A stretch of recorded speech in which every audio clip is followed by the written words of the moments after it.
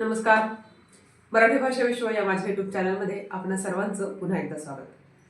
आपण आतापर्यंत मराठी व्याकरणाचे वेगवेगळे व्हिडिओ पाहिलेले आहेत. आज त्यातलाच एक पुढचा भाग म्हणून सामान्य रूप, शब्दाचं सामान्य रूप काय असतं आणि ते कधी कशा पद्धतीने वापरलं जातं हे आपण या ठिकाणी बघणार आहोत. चला तर मग सुरू करूया. सामान्य रूप. सामान्य रूप म्हणजे काय असतं तर की हे जे सामान्य रूप आहे मराठी व्याकरणामध्ये सामान्य रूप हे अतिशय महत्त्वाचं असतं. जेव्हा नामाला किंवा सर्वनामाला कोणताही विभक्तीचा प्रत्यय लागतो. विभक्तीचे प्रत्यय आपल्याला माहिती आहेत. सलाते, सलानाते, चाचीचे, या ठिकाणी उदाहरणं दिलेली आहेत. लात, ने, चा. कुठलेही प्रत्यय नाम किंवा सर्वनामाला जेव्हा प्रत्यय लागतो किंवा शब्दयोगी अव्यय सुद्धा लागू शकतो, त्यामध्ये वर, खाली, समोर हे जोडले जातात. नामाला किंवा सर्वनामाला विभक्तीचे प्रत्यय किंवा शब्दयोगी अव्यय जोडले जातात. ते जोडण्यापूर्वी जो काही शब्द आहे त्या शब्दाच्या मूळ रूपामध्ये काय बदल होतो त्या बदलाला सामान्य रूप असं म्हटलं जातं. बघा, परत एकदा लक्षात घ्या. नामाला किंवा सर्वनामाला विभक्तीचा प्रत्यय किंवा शब्दयोगी अव्यय जोडण्याआधी त्याचे जे काही तो शब्द आहे त्याच्या मूळ रूपामध्ये जो बदल होत असतो त्याला म्हटलं जातं सामान्य रूप. तर या ठिकाणी विभक्ती प्रत्यय लावण्यापूर्वी नामाच्या किंवा सर्वनामाच्या मूळ रूपात जो बदल होतो त्या बदललेल्या रूपाला सामान्य रूप असं म्हटलं जातं. आता उदाहरण काय बघा, या ठिकाणी दिलेलं आहे. मूळ शब्द आहे, जो मूळ शब्द असतो त्यानंतर प्रतिपदिक असं त्याला म्हणू शकतो. प्रत्यय शब्दाला जोडून येणारं अक्षर. मग कुठलाही प्रत्यय असू शकतो, विभक्तीचा प्रत्यय किंवा शब्दयोगी अव्यय. प्रत्यय जोडण्यापूर्वी तयार झालेले रूप. आता कशा पद्धतीने प्रत्यय जोडण्यापूर्वी रूप तयार होते या ठिकाणी रूप उदाहरण दिलीत बघा. की मूळ शब्द काय आहे, या ठिकाणी मूळ शब्द दिलाय, या ठिकाणी प्रत्यय दिलाय, या ठिकाणी नवीन शब्द आणि त्या नवीन शब्दाचं सामान्य रूप हे या ठिकाणी दिलेलं आहे. आपण एक एक करून बघूया. मूळ शब्द आहे पहिला घोडा. याला प्रत्यय आपल्याला लावायचा आहे ला. मग आपण घोडाला असं म्हणतो का? नाही. घोडा हा जो काही शब्द आहे या शब्दाचं आपल्याला काय करावं लागतं? घोड्या. त्यावेळेस ते घोड्याला हे त्याचं काय होईल? नवीन शब्द तयार होईल. मग घोडा याला ला प्रत्यय लावण्या अगोदर त्याचं सामान्य रूप होतं घोड्या आणि त्यानंतर नवीन शब्द तयार होतो घोड्याला. त्याच पद्धतीनं पाणी, त्याला त प्रत्यय लावायचा आहे. पाणीत असं होत नाही. मग त्याचं पाणीचं आपल्याला काय करायला लागणार आहे? पाण्या. पाण्या सामान्य रूप झालं पाण्या आणि नवीन शब्द झाला पाण्यात. शाळा, शाळेत. शाळा त प्रत्यय शाळेत आणि मूळ सामान्य रूप झालं शाळे. भाऊ चा प्रत्यय लावायचा आहे. भावाचा नवीन शब्द तयार होणार आहे, पण त्या अगोदर भाऊचं काय झालेलं आहे? सामान्य रूप भावा. घर त प्रत्यय लावायचा आहे घरात आणि सामान्य रूप झालं घरा. म्हणजे हे जे काही त, त, चा, त हे प्रत्यय आहेत, हे प्रत्यय लावल्यानंतर हे नवीन शब्द आपल्याला मिळणारच आहे. पण नवीन शब्द मिळण्या अगोदर हा जो काही मूळ शब्द आहे या मूळ शब्दामध्ये आपण केलेलं बदल हा आहे. पाण्या, शाळे, भावा, घरा आणि या बदलाला काय म्हटलं जातं? सामान्य रूप म्हटलं जातं. अतिशय सोपं असं आहे. आता काही नियम आहेत सामान्य रूपाचे. काय नियम आहेत? पहिला नियम आहे अकारांत पुल्लिंगी नामे यांचं सामान्य रूप आकारांत होते. जर अकारांत सामान्य रूप असेल एखादं तर त्याचं काय होतं? आकारांत. जसं हात आलेला आहे, अकारांत शब्द आहे, त्याचं काय होणार आहे? हाताने. ने प्रत्यय लावलाय आपण. हाताने म्हणजे हात अकारांत शब्द, त्याचं काय झालं? हाता आकारांत शब्द. पाय, पाया, पायात. आकारांत पुल्लिंगी नाम याचं सामान्य रूप या आकारांत होतं. जे काही आकारांत पुल्लिंगी शब्द असतील, उदाहरणार्थ मुलगा. मुलगाचं मुलाग्या होणार आहे का किंवा मुलग्या होणार आहे का? नाही होणार. तर त्याचं काय होणार आहे? मुलाला. मुलाला म्हटल्यानंतर प्रत्यय काय लागणार आहे? ला प्रत्यय जर लावायचा असेल तर त्याचं सामान्य रूप होणार आहे मुला. काय होणार आहे? मुला. आता या ठिकाणी काही अपवाद आहेत. घोडा, घोड्या. अकारांत इकारांत पुल्लिंगी नाम याचे सामान्य रूप या कारांत होते. उदाहरणार्थ धोबी, धोब्याला.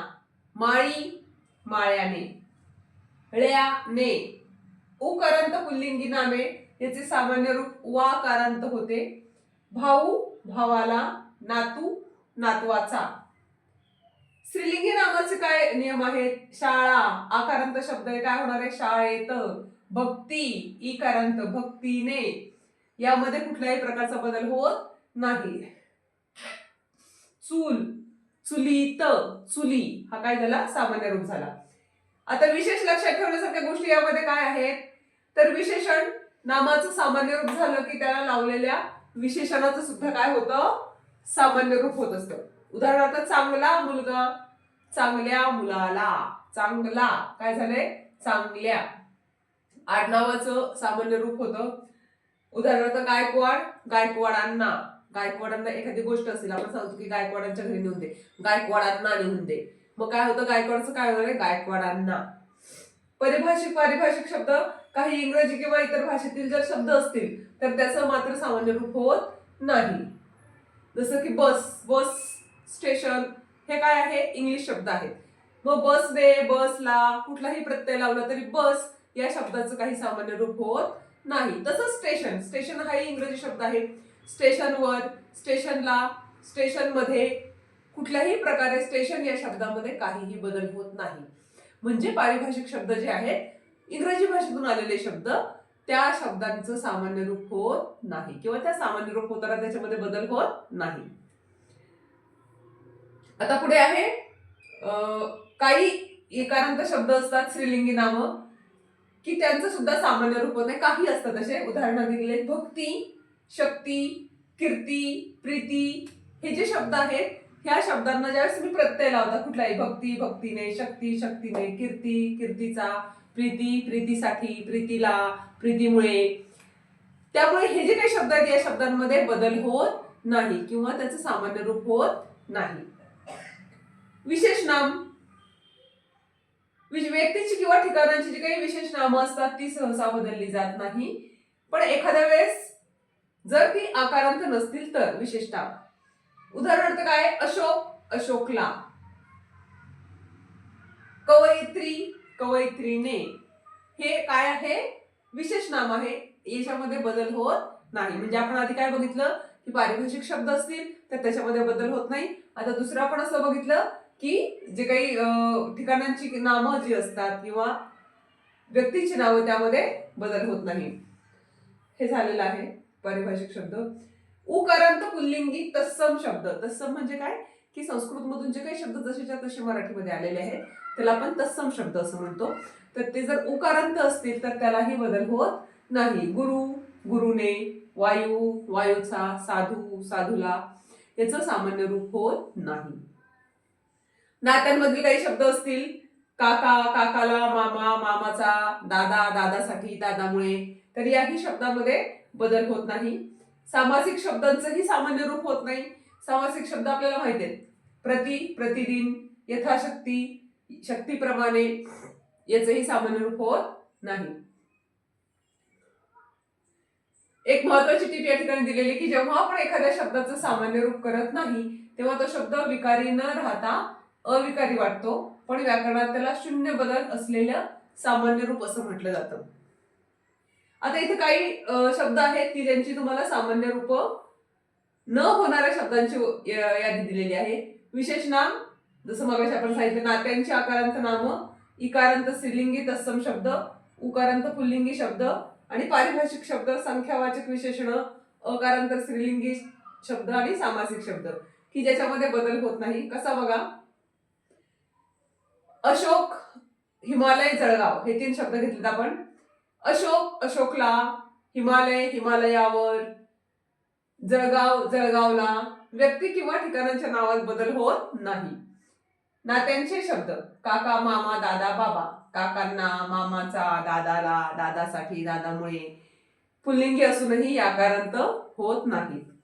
पुढे शक्ती, भक्ती, प्रीती, जे मगाशी आपण बघितलं की इकारांत स्त्रीलिंगी शब्द असतील तर त्याचंही सामान्य रूप होत नाही. भक्तीने, शक्तीसाठी, शांतीला. पुढे गुरु, उकारांत पुल्लिंगी शब्द, गुरु, साधू, वायू, पशु, गुरूंनी, साधूला, वायूने, यामध्येही बदल होत नाही. पारिभाषिक शब्द, पारिभाषिक शब्द इंग्रजी स्टेशन, फोटो, बस, कोट यामध्येही कुठलाही बदल होत नाही. पुढे संख्यावाचक विशेषणामध्येही बदल होत नाही. 5 5ला, 10 10ने, 100 100 साठी. त्यानंतर अकारांत स्त्रीलिंगी तत्सम शब्द आहेत काही.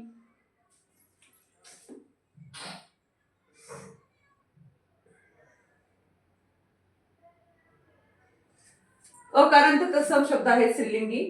त्यामध्ये बघा विद्या, आज्ञा, योजना, प्रथा हे शब्द जे आहेत ही सुद्धा याचं सामान्य रूप होत नाही. सामासिक शब्द जसं मगाशी आपण बघितलं, तर सामान्य रूप कधी होत नाही हे या ठिकाणी आपल्याला दिलेलं आहे. सर्व शब्दांचं सामान्य रूप होत नाही. मग कुठल्या शब्दांचं होत नाही? काही विशिष्ट शब्दांना प्रत्यय लागतात, त्यांचं मूळ रूप कायम राहतं. सामान्य रूप न होण्याचं प्रमुख नियम आणि परिस्थिती खाली प्रमाणे आहे की कधी होत नाही.